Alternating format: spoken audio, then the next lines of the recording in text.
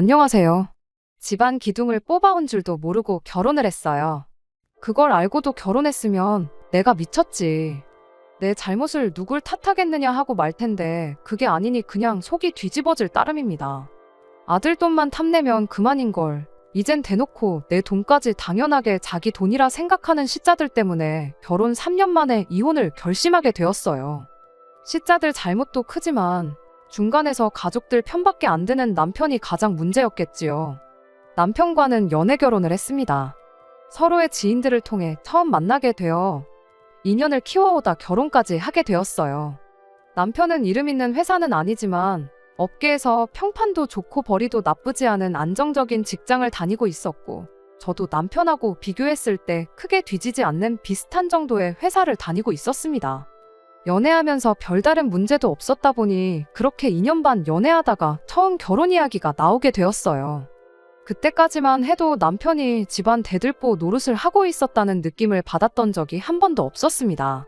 나이나 직장 생활 경력을 두고 봤을 때도 모아놓은 돈이 결코 적은 편이 아니었거든요. 씀씀이가 큰 편은 아니었지만 자기 쓸 돈까지 아껴가며 가족들한테 퍼주고 있었을 거라고는 당연히 상상도 못했죠. 그런 것도 모르고 그렇게 행복할 미래만 그리며 덜컥 결혼 생활을 시작하게 되었네요. 결혼은 다들 그렇게 하듯 반반 결혼을 했어요. 원래는 대출 받는 것까지 생각해서 서울의 4억대 아파트를 들어가려고 했는데 결혼 직전 남편 때문에 계획을 수정해야 했습니다. 잡혀있던 결혼식을 2달 앞둔 시점의 일이었어요. 남편이 난데없이 멀쩡히 잘 다니고 있던 회사를 그만두겠다는 말을 꺼내왔거든요. 결혼 앞두고 그게 무슨 소리인지 싶어 놀랐지만 나름의 이유나 다른 계획이 있을 수도 있겠다 싶어 왜인지부터 물어봤습니다. 이유가 뭔가 했더니 대우가 너무 안 좋다는 이야기를 꺼내대요. 자기가 아무 계획도 없이 그만두는 건 아니라고 걱정 말라는 소리를 하는데, 계획보다도 남편 정도 월급이면 남들과 비교해서 못 받는 편은 아니라 생각했기에 자세히 설명해 보라고 했죠. 그러자 남편이 일은 일대로 직원들만 뼈 빠지게 하고 있는데 돈은 사장 혼자만 벌어가는 걸 보니 견딜 수가 없다고, 자기 말고도 다른 직원들 불만이 아주 하늘을 찌르는 상황이라고 하더라고요. 불합리한 건 알겠지만 사실 그게 어쩔 수 없는 구조지 않겠냐 하는 생각이었는데, 얼마 전에 남편을 포함한 실무자들이 출근도 안 하는 사장 자식들의 친인척들한테까지 월급이 나가고 있다는 사실을 알게 되었답니다. 그것도 자기들이 받는 것보다 훨씬 더 높은 연봉을 말이에요. 그렇게 얼굴 한번 본 적도 없는 사람들한테 우리보다 많은 월급 받아가게 하려고 우리가 이렇게 일하는 게 아니라고 남편의 몇몇 직원들이 불만을 품기 시작했고, 뜻이 맞는 사람들끼리 회사를 새로 하나 차리기로 했다는 겁니다. 거래처와의 관계도 사장 때문이 아니라 실무자인 자기들이 꽉 주고 있다며, 새 회사를 차리기만 하면 그 회사 일감 뺏어오는 건 일도 아니라대요. 그렇게 그 회사 일감을 가져오면 얼굴도 모르는 사람들한테 나가는 월급을 자기들이 가져가는 거 아니겠냐고 엄청 자신감에 차서 말이에요. 저는 그래도 당장 벌이가 안 좋은 것도 아닌데 새 회사 차린다고 무조건 큰 돈을 벌 수 있다는 보장도 없지 않냐고.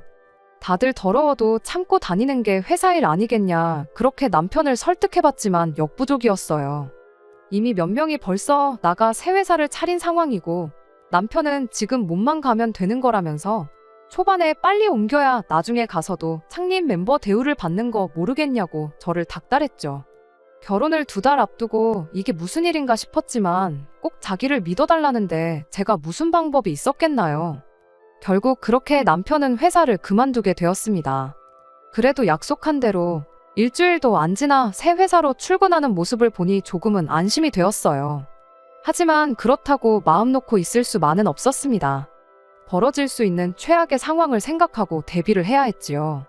신혼집을 구하는데 대출 비중이 조금 높은 편이었는데 혹시나 남편 벌이가 줄어들 수도 있다고 가정하고 아예 신혼집을 다른 곳으로 알아보기 시작했습니다. 남편은 몸 별 걱정을 다 한다고 나왔지만 막상 첫 달 월급이라고 받아온 게 100만 원이 고작이었어요.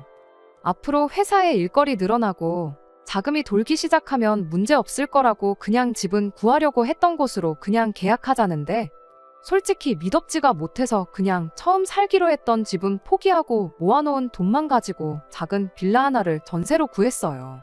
정작 결혼하고 나서도 월급은 별반 차이가 없었고 오히려 100만 원도 못 가져오는 달도 있었죠. 남편은 첫 술에 배가 부르겠냐며 태도를 바꿔왔고요. 무보수로 일하는 게 아니고 다 밀린 월급으로 적립되어 있다고 조만간 한 방에 받아올 테니까 갖고 싶은 거나 골라놓으라느니 별말을 다 하대요. 잘 풀릴 거라고, 이 걱정은 다 기우라고 저렇게 자신있게 말하는데 이미 결혼까지 한마당에 믿는 거 말고 제가 무슨 방법이 있었겠나요? 그런데 결혼하고 나서 하나씩 결혼 전에는 몰랐거나 아예 말조차도 하지 않은 사실들이 몇 가지 있다는 걸 알게 되었어요.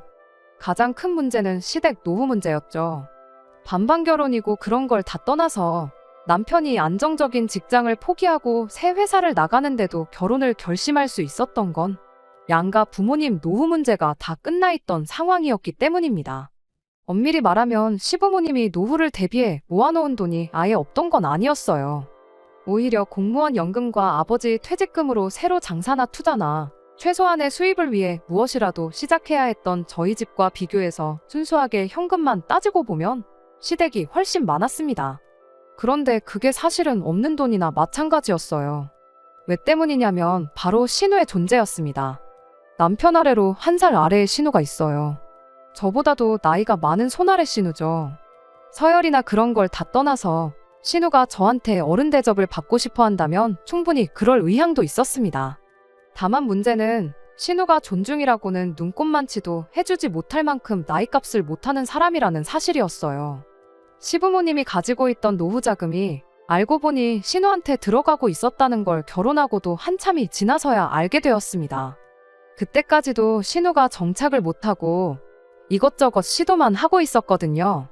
이걸 배운다, 저걸 해보겠다 하는 명목으로 이미 시부모님한테 뜯어간 돈이 상당했더라고요. 신우 딴에는 그걸 그냥 가져간 게 아니고 빌려간 거라고 말을 하긴 하는데 당장 무슨 수로 신우가 2억을 만들어서 시부모님한테 갚겠나요? 심지어 저희가 결혼했을 때도 신우는 뭐 따로 하는 거 하나 없었는데도 강남의 고층 오피스텔을 구해서 혼자 월세살이를 하고 있었어요. 일도 안 하는데 월세는 물론이고 생활비조차 스스로 조달을 못했기에 그 돈마저도 전부 시부모님 주머니에서 빠져나가게 되었던 거죠. 제가 시어머니였다면 그런 딸을 보면 속이 터질 텐데 신우가 앞으로 장차 사업을 하려면 큰 물에서 해야지 않겠냐며 강남 생활을 오히려 나서서 지원해 주신 분이 시어머니였습니다. 동네 장사 해봐야 그냥 최저시급 받고 알바하는 거랑 똑같다나 뭐라나 하는데 그걸 듣고 있자니 참 답도 없더라고요.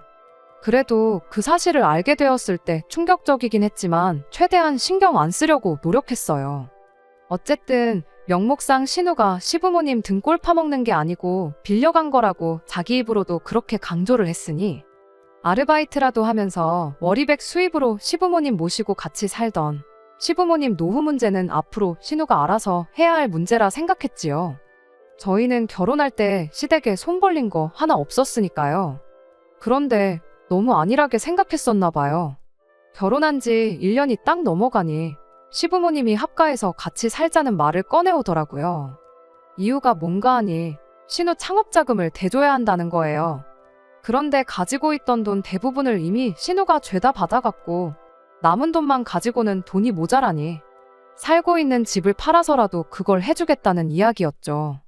아니, 그럼 집 팔아서 가게 차려주시고 신우 사는 집에 들어가 사시면 되는 거 아니냐 했더니 신우가 강남에 자취하는 데가 세 사람 살기에 발 디딜 틈도 없이 비좁아서 안 된다는 소리를 하시더라고요.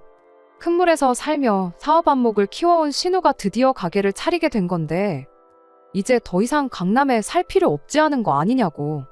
모르긴 몰라도 강남에 월세 내고 살 돈이면 조금만 외곽으로 들어가도 방 2개짜리 빌라는 구하실 거다 그렇게 말을 해도 도무지 듣지 않으시대요. 그래서 시부모님을 일단 저희 집으로 모시고 갔죠. 저희 집이라고 넓은 게 아니었거든요. 남편 덕분에 번듯한 아파트 구하려다가 막판에 상황 보고 돈 좀 더 모아 들어가자고 돈에 딱 맞춰서 대출 없이 구한 전세가 13평밖에 안 되는 구축 빌라였어요. 그 와중에 남편이 고집을 부려서 이런 걸 신혼집이라고 가족들한테 보여주기 싫다고 집들이도 안 했었다 보니 시부모님한테 저희 집 상태도 한번 보여주는 게 수라고 생각했습니다.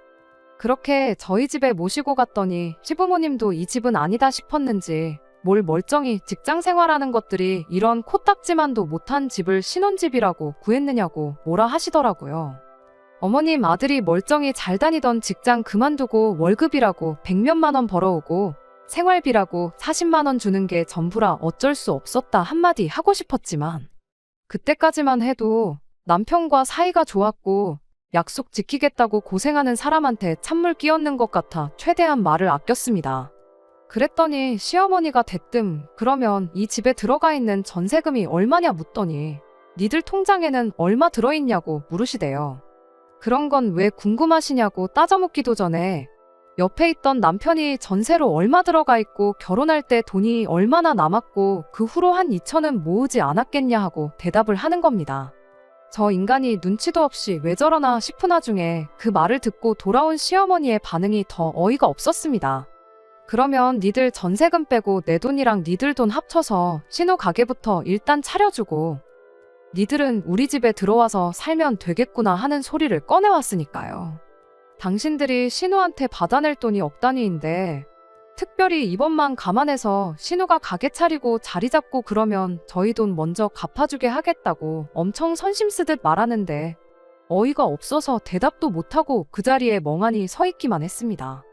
남편은 그런 큰 문제를 어떻게 하루 만에 바로 대답하겠냐고 우리가 상의해보고 대답드리겠다 하고 시부모님을 집에 모셔다 드리고 왔어요. 그 자리에서 거절했다간 시어머니랑 무슨 일이 났어도 났을 것 같으니 남편이 머리를 써서 좋게 상황을 종료시키고 나중에 전화로 따로 거절 의사를 밝히려고 그러는가 보다 하고 안도의 한숨을 내쉬었는데 시부모님 집에 모셔다 드리고 집에 돌아와서는 한다는 소리가 생각 좀 해봤냐는 말을 무심하게 툭 던지더라고요.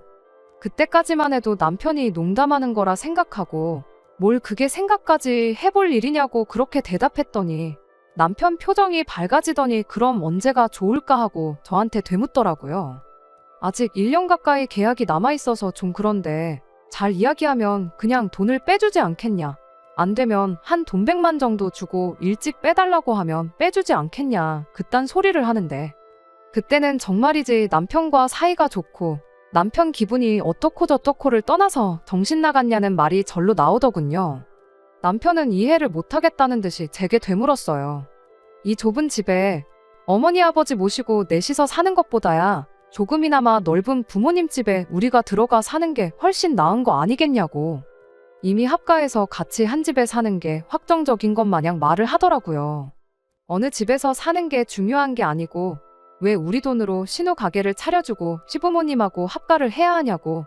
합가해도 신우가 합가하는 게 이치상 맞지 않냐고 했죠. 우리 전세금 빼고 모은 돈 합치고 시부모님 현금 가지고 계신 거 합쳐서 가게를 차려주면 가게 차리는데 최대 2억 정도로 생각하고 있는 거 아니겠냐고. 시부모님 집이 못해도 5억은 갈 텐데 왜 굳이 집을 팔거나 합가를 하려고 하는 거냐.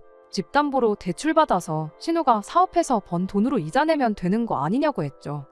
남편은 말이 쉽지 2억 이자가 누구 집 개 이름이냐고. 신우 성격에 사업해서 번 돈으로 원금이자 갚고 자기 손에 떨어지는 돈이 얼마 안 되면 금방 실증 나서 가게 안 한다고 할 거라 대답하더군요. 그러니 동생이 하루라도 빨리 자리를 잡는 게 우리한테 제일 이득이라면서요. 신우를 저렇게 뒀다간 시부모님 재산은 재산대로 다 털리게 될 테고 결국 우리가 모시고 살게 될 거라며 그럴 바에야 빨리 신우부터 자리 잡게 도와주는 게 우리한테는 더 나은 수라며 역으로 저를 설득하려 드는 겁니다. 자기가 지금 회사에 밀려있는 월급만 다 받아도 3천은 될 거라고. 회사 자리 잡고 제대로 돈 받으면서 우리 둘이 모으면 이 집 전세 정도는 금방 다시 구하지 않겠냐고. 딱 1년만 같이 고생해주면 안 되겠냐는 거예요. 하지만 저는 끝까지 싫다고 그렇게는 못하겠다 했습니다. 오히려 남편한테 역으로 물었죠. 그놈의 회사는 대체 언제 정상화되는 거냐고요. 당신 회사에 직원이 당신 한 명만 있는 것도 아닐 테고 당신이 밀렸으면 당신 말고도 나머지 모든 사람들 월급이 밀려있을 텐데 당장 받지도 못할 돈 이야기는 꺼내지도 말라고 했어요.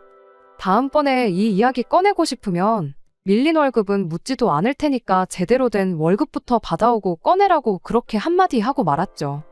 남편은 제 말에 자존심이 많이 상했는지 그 길로 현관문을 박차고 집을 나가버리대요. 생활비라고 40만 원 가져다 줄 때도 한 번 싸운 적이 없었는데 말도 안 되는 타이밍에 시부모님 합가 문제로 결혼 1년 만에 남편하고 처음 대판 싸우게 되었습니다. 그래도 제가 강하게 나와서 그랬나. 남편은 그날 이후로 단 한 번도 신우 가게나 시부모님 합가와 관련된 그 어떤 말도 제 앞에 꺼내지 않았어요. 월급 제대로 받아오는 날에 큰 소리를 치지 않을까 하는 생각이 들긴 했지만 그 후로 1년이 더 지나는 동안 남편이 집에 가져오는 돈은 150만 원에서 200만 원이 전부였거든요. 자기 가족들 보면 아쉽긴 했겠지만 남편이 저한테 뭐라 말을 할 수 있는 상황은 아니었죠. 아무튼 남편 벌이가 나아질 기색을 보이지 않다 보니 이후로 남편과 그걸 이유로 몇 번 다투기도 했습니다. 세상 어느 기업이 직원들 일 잘하는 거 보고 일감을 주겠냐고, 당신 다니던 전 회사 사장이 아무것도 안 하고 회사 수익으로 가족들 몰래 월급 주고 그랬어도 여지껏 쌓아놓은 게 있으니 회사를 그만큼 키우고 굴리고 있었던 거 아니겠냐고.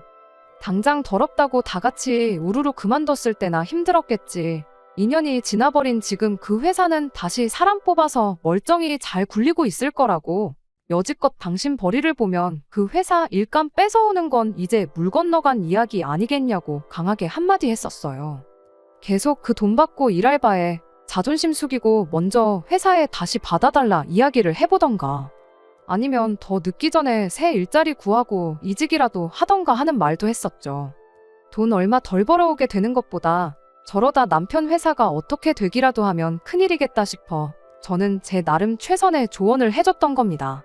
하지만 그럴 때마다 남편은 이쪽 일이 어떻게 돌아가는지도 모르면서 그렇게 맘대로 말하지 말라 대답했어요. 그리고는 꼭 그달 월급으로 400만 원 정도를 받아왔었습니다. 이달은 일이 잘 풀렸다는 식으로 말을 하고는 했는데 그걸 보니 또 진짜 되기는 되는 건가 싶기도 하고, 사실 이 상황이 누구보다 힘든 건 남편이 아니겠나 하는 생각이 들었어요. 그게 아니고 꼭 다툴 때마다 늘어나는 월급을 보면 의심부터 했었어야 했는데 그냥 남편을 보채지 않고 조금만 더 기다려보는 바보 같은 선택을 하고 말았습니다. 시부모님을 모시고 신우한테 가게 차려주자고 말을 꺼냈던 건 그때 단 한 번뿐이었고, 그걸 떠나서 남편이 누구보다 더 모든 걸 제자리로 찾기 위해 누구보다 더 열심히 하고 있다고 생각했었거든요. 그런데 세상에 제가 생각하던 그런 게 전혀 아니었어요. 남편은 철저히 저를 속이고 뒤에서 자기 가족들을 챙기는 데만 혈안이었던 겁니다. 그걸 알게 된 건 정말 우연이었어요. 언제까지 저를 속일 속셈이었는지는 모르지만 아마 그날이 아니었으면 평생 몰랐을 수도 있었겠다는 생각이 드네요. 제가 하는 일 특성상 주에 하루는 재택 근무 신청을 할 수 있거든요. 평소에는 출근을 선호하기는 하는데 보통 밀린 집안일 한 번에 해치우고 주말에 푹 쉬고 싶은 금요일에 재택 근무를 신청하는 편이에요. 그날은 같은 이유로 재택 근무를 하고 있었던 날이었고요. 남편이 출근길에 오늘따라 몸이 너무 안 좋다고 그렇게 말을 했는데 점심때쯤 돼서 도저히 못 버티겠다고 일찍 집에 들어왔어요. 감기 몸살 기운이 있는 것 같다길래 병원에 다녀오겠냐 물었더니 그냥 한숨 푹 자면 괜찮아질 것 같다며 얼마나 몸이 안 좋은 건지 아주 죽을 상을 해가지고는 가방도 식탁 의자 위에 대충 내려놓고 옷도 안 갈아입고 그대로 방에 들어가 눕대요. 어차피 다음날이 주말이기도 하고 옷이야 구겨지든 말든 지가 자다가 불편하면 알아서 갈아입겠지 생각하고 그냥 자게 뒀지요. 그렇게 남편이 방에 들어간 지 한 30분쯤 지났나 남편 가방 안에 있던 전화기가 울리더라고요. 얼마나 피곤한 건지 벨소리도 못 듣고 자고 있길래 제가 대신 가서 핸드폰을 꺼냈더니 회사에서 걸려온 전화였어요. 무슨 급한 일이 있는 건가 싶어서 전화기 들고 가 남편을 깨웠죠. 그런데 남편이 몸 안 좋아서 반찬해고 왔는데 뭔 전화냐고 짜증을 저한테 내면서 핸드폰을 무음으로 돌려놓고는 핸드폰을 저한테 건네더니 다시 침대에 확 누워버리더군요. 왜 그 짜증을 나한테 내나 싶었지만 몸이 안 좋다더니 평소보다 예민한 거구나 싶어 그냥 넘어갔습니다. 남편이 건네준 핸드폰을 다시 식탁 위에 올려놓고 저는 다시 제 할 일을 했고요. 그렇게 한 2시간쯤 더 지났나? 그제서야 남편이 방 밖으로 나오더라고요. 여전히 죽상을 하고 있는 게 몸이 아직도 안 좋은 것처럼 보여서 병원을 다녀오던가 약국에서 약을 지어오던가 하라고 했죠. 남편도 알겠다 대답하고 그 길로 집 밖을 나섰어요. 병원도 다녀오고 약도 타오겠다는데 몸이 많이 안 좋구나 싶었습니다.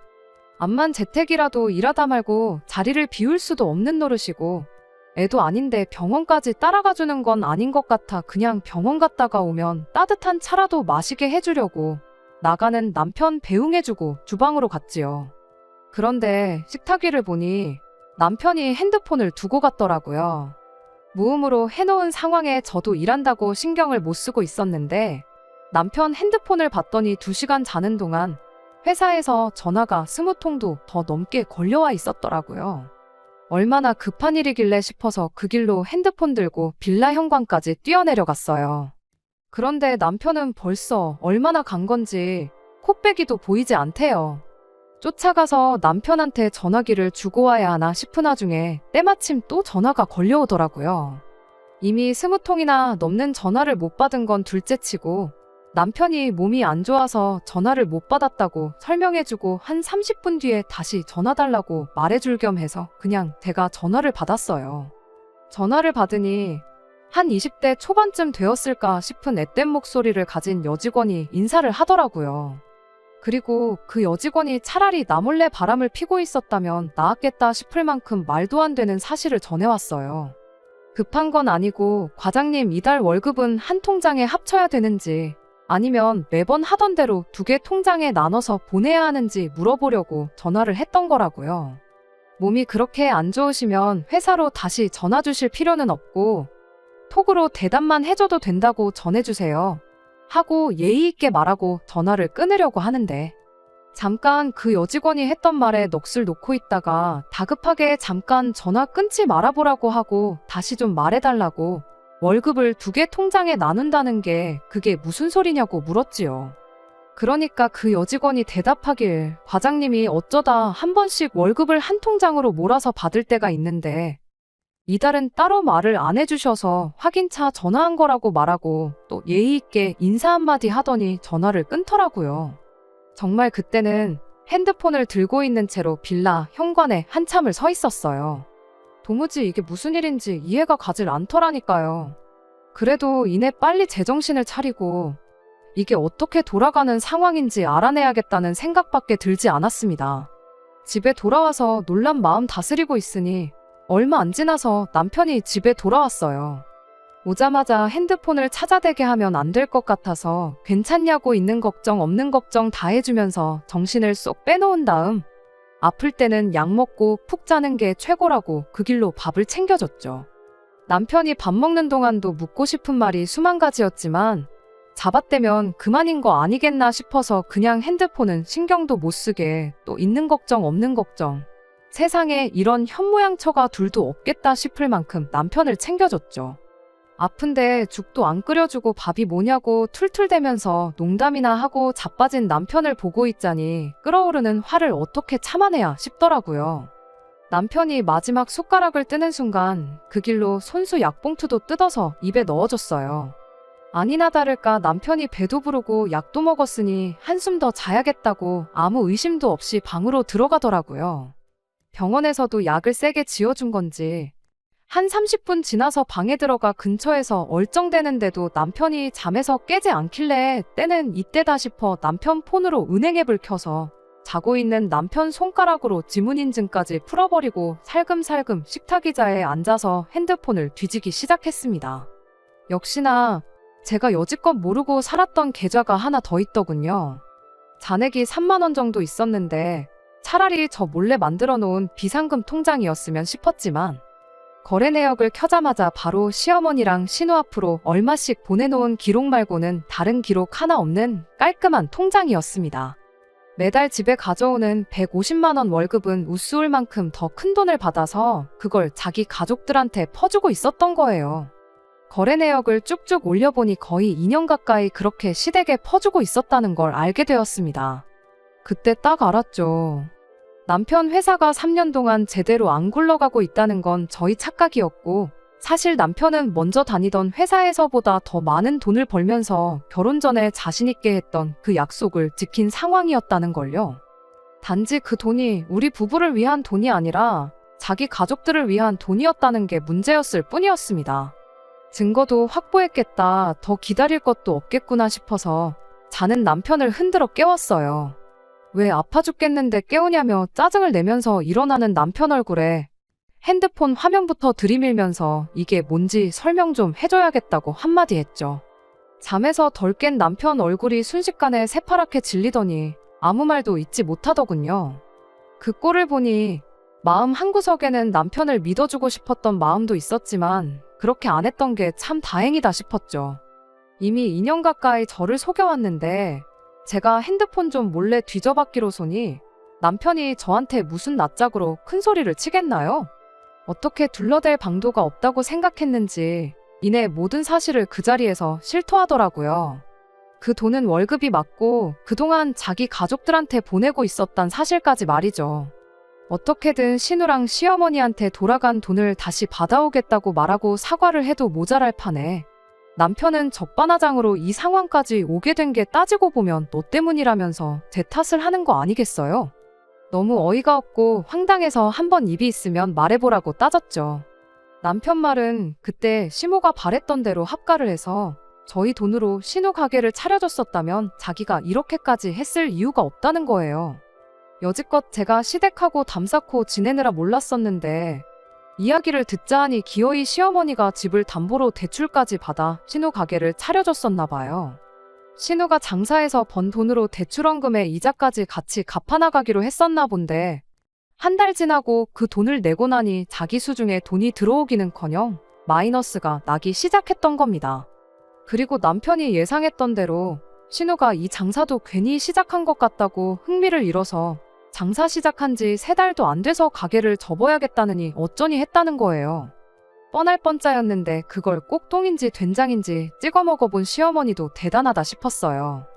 여지껏 헛돈 쓰고 실패밖에 안 한 신우가 가게 차려준다고 해서 떼돈이라도 벌 거라 생각했던 걸까요? 아무튼 시모는 시모대로 이번에는 그냥 넘어갈 수 없다 생각했던 건지 복장이 있는 대로 다 터져가지고 당장 딸년이 노후 자금은 물론이고 집담보까지 잡아 대출까지 받아 홀랑 털어갔는데 돈을 갚기는커녕 오히려 손해만 내고 있었으니 집에 아주 난리가 났었던가 봐요. 그런데 때마침 타이밍 좋게 남편 회사가 정상적으로 굴러가기 시작한 거고 일단 가족들 불화부터 해결해야 쓰겠다고 양쪽에 돈을 퍼주고 있던 겁니다. 그걸로 시어머니 대출이자에 원금까지 갚아주고 있던 거고 혹시나 또 신우가 그렇게 해도 벌이가 시원찮아서 안 한다고 할까봐 용돈까지 챙겨주고 있었던 거래요. 그렇게 집에 가져오는 돈에 시댁에 퍼주던 돈까지 합치면 월급이 많아도 너무 많다 싶었는데 알고 보니 그동안 밀린 월급까지 일부를 월급이랑 같이 받고 있었다는 사실까지 알아냈어요. 거기까지 알고 나니 이 인간하고 더는 말도 섞기 싫더군요. 혹시나 밖에서 돈 없다고 기죽고 다닐까봐 나머지는 용돈하라고 생활비도 40만 원씩만 받아서 아끼고 아껴 쓰던 제가 다 바보같이 느껴졌어요. 2년 가까운 세월을 작정하고 저를 속이고 그걸 제 탓이라고 우기는 인간하고 백날 떠들어봐야 뭐 하겠나요? 그냥 그 길로 시댁으로 쳐들어갔죠. 솔직히 그때는 제가 무슨 생각을 하고 있는 건지 저도 몰랐어요. 사과하고 여태까지 남편이 퍼준 돈을 돌려준다고만 한다면 이혼은 안 해도 되는 건가? 이미 부부 사이에 신뢰라는 게 사라져버린 마당에 그 돈 얼마 돌려받는다고 앞으로 평생 이 사람과 행복할 수 있을까? 머릿속에는 온통 그런 생각들 뿐이었지요. 2년간 연락도 없이 지내던 며느리가 갑자기 시댁에 쳐들어오니 시어머니도 대충 무슨 일 때문에 왔는지 감을 잡은 듯 할 말이 있으면 해보거라 하시더군요. 그래서 됐고 신우부터 부르라고 했죠. 신우까지 다 한자리에 있어야 이야기가 될 것 같았으니까요. 예상외로 신우가 순순히 오겠다고 하는 걸 보니 이 사람들한테 자기들이 잘못했다는 인식이 전혀 없는 거구나 싶은 생각이 들었어요. 신우가 도착한 뒤에 저는 단도직입적으로 제 용건부터 꺼냈습니다. 그동안 받아온 돈이 얼마인지는 남편 통장에 고스란히 기록이 남아있으니까 받은 돈만 그대로 뱉어내라고요. 그러면 이혼까지는 저도 다시 생각해보겠다고 했죠. 돌아온 시모와 신우의 대답은 고민할 것도 없이 노였습니다. 그래도 가족끼린데 여유가 있는 집에서 힘든 집 좀 도와주고 그럴 수 있는 거 아니겠냐고 오히려 저보고 너무 이해심이 부족한 거 아니냐고 따지고 들더군요. 그래서 제가 가족끼리면 당연히 도와줄 수 있다고. 그런데 2년 동안 나한테 말 한마디 하지 않고 나를 쭉 속이고 있지 않았냐고. 가족한테도 말 한마디 못할 만큼 떳떳하지 못한 짓을 하고 있으면서 이제 와서 상황 불리해지니까 가족 타령하지 말라고 아주 역겹다고 그렇게 한마디 해줬어요. 적어도 시모는 앞으로는 안 받을 테니까 좋게 좋게 넘어가자고 저를 설득해보려 노력이나마 하는데, 신우는 동생이 돈 잘 버는 오빠한테 용돈도 못 받냐며 앞으로도 계속 틈만 나면 돈을 받을 것처럼 말을 하대요. 어이가 없어서 콧방귀 한번 뀌어주고 시어머니한테 한마디 했어요. 신우의 어딜 보고 저런 걸 가게만 차려주면 사람 구실 할 거라는 생각을 하신 거냐고. 차라리 그 돈으로 불쌍한 사람이라도 도왔으면 보람이라도 차지 않으셨겠냐, 그렇게 한마디 했죠. 그랬더니 신우가 그 말에 긁힌 건지 혼자 얼굴이 시뻘겋게 변해서 노발대발하더니 저한테 다가와 냅다 제 뺨을 날리더군요. 나이도 어린 게 그래도 오빠랑 결혼했다고 형님 대접을 해줬더니 사람이 우습게 보이냐며 어디 오늘 한번 너 죽고 나 죽자고 성질을 부리는데, 돈도 돈이지만 뺨까지 맞은 상황에 저도 더는 보이는 게 없어서 그 길로 신우 머리채를 붙들어 버렸어요. 막상 귀싸대기까지 먼저 날려놓고 저한테 머리채를 붙들리니 어떻게든 빠져나가 보겠다고 허리를 숙이고는 꼼짝도 못한 채 이것 좀 놓으라고 소리만 고래고래 지르고 있더라고요. 시어머니도 가세해서 이거 놓으라고 제 등짝을 때리기 시작했고, 남편하고 시아버지가 나서서 저를 뜯어내려고 했지만 어디 머리채에 움켜쥔 손이 쉽게 풀리겠나요? 한참 동안에 씨름 끝에 저를 떼어내긴 했는데 그러고 나서 보니까 움켜쥔 제 손에 신우 머리카락이 한 움큼 있대요. 신우가 저를 고소하겠다고 난리를 떨길래 어디 해볼 테면 해보라 말하고 아들도 돌려줄 테니 아들 돈으로 빚을 갚든 신우를 먹여 살리든 좋을 대로 하라고 한마디 해주고 시댁에서 뛰쳐나왔습니다. 그렇게 3년 결혼 생활에 종지부를 찍게 되었어요. 신우가 큰 소리 떵떵 친 대로 머리카락 몇 개 뽑힌 걸 가지고 저를 폭행죄로 고소를 해왔습니다. 이러나 저러나 어쨌든 속은 후련했으니 그냥 합의금 얼마 주고 말거나 안 되면 벌금 내고 말려고 했었는데, 그날 나누는 대화에 따라서 남편과 이혼할지 말지를 정해야겠다고 나중에 증거로 사용될 수도 있겠다 싶어 시댁 들어가기 전부터 핸드폰에 녹음기를 켜놓은 상황이었거든요. 덕분에 정황상 신우가 저를 먼저 때린 게 입증이 돼서 쌍방으로 어떻게 좋게 좋게 처리가 되었습니다. 법이란 걸 잘 몰랐는데 신우가 저를 고소해준 덕분에 이래저래 이혼도 소송으로 진행하게 되었어요. 남편이 저한테 자기 월급을 속이고 시댁에 돈을 퍼주던 게 남편이 번 돈이라 상관없을 줄 알았는데 그 돈도 분할 대상에 포함이 될 수 있다는 걸 그때 처음 알게 되었어요. 생활비를 제 돈으로 더 냈던 것도 유책 사유가 남편한테 있던 것도 전부 저한테 불리할 게 하나 없는 상황들이라는 사실들까지요. 그냥 반반 결혼했으니까 재산 절반 나눠서 깔끔하게 이혼하고 끝내려고 했는데 굳이 신우가 법의 존재 가치를 저한테 직접 입증시켜준 덕분에 재산 분할도 유리하게 받아오고 얼마나마 위자료까지 받아내서 이혼을 할 수 있었네요. 이미 이혼까지 한마당에 힘들게 자리 잡았다는 남편 회사 사정이 어려워지길 바라지는 않았습니다. 다만 남편 앞길은 이혼하기 전과 비교해서 순탄치 않았으면 싶기는 했죠. 그런데 그 일이 실제로 일어나 버렸어요. 시댁 쳐들어가서 신우랑 그런 일이 있던 직후 남편이 회사 출근해서 그 여직원한테 너 때문에 집안이 개박살이 나고 나는 이혼당하게 생겼다며 난리를 쳤다네요. 들어온 지 얼마 안 된 신입 직원이라고 요즘 애들이 일머리가 없다더니 그 정도 눈치도 없냐고 저랑 이혼하게 된 그날까지 아주 잡들이를 했답니다. 그런데 또 요즘 애들이 어디 보통 애들인가요? 남편이 그러던 걸 그대로 녹음해서 증거를 수집해서 고용노동부에 신고를 했는가 봐요. 요즘 안 그래도 사회가 그런 일로 많이 민감해하는 시대잖아요. 그렇게 결국 남편은 회사에서 해고 조치를 받게 되었답니다. 그래도 밀렸던 월급은 다 받아서 나왔는가 본데 그거 얼마나 된다고 시댁 빚이나 갚아줄 수 있을까 싶대요. 내가 벌어오는 돈이 있다고 자기 월급까지 숨겨가며 똥오줌 못 가리고 지 가족들 퍼주던 인간이 개털이 된 지금도 그 잘난 대들보 노릇을 하려고 들지는 참 의문이네요. 이왕 이혼까지 각오하고 해준 거 이혼했다고 포기하지 말고 끝까지 자기 가족들 책임지고 평생 그렇게 혼자 살다가 가면 참 좋겠네요. 끝까지 들어주셔서 감사합니다. 오늘의 사연은 여기까지입니다. 구독과 좋아요, 알람 설정 부탁드리고 더 좋은 사연으로 다시 찾아뵙겠습니다. 감사합니다.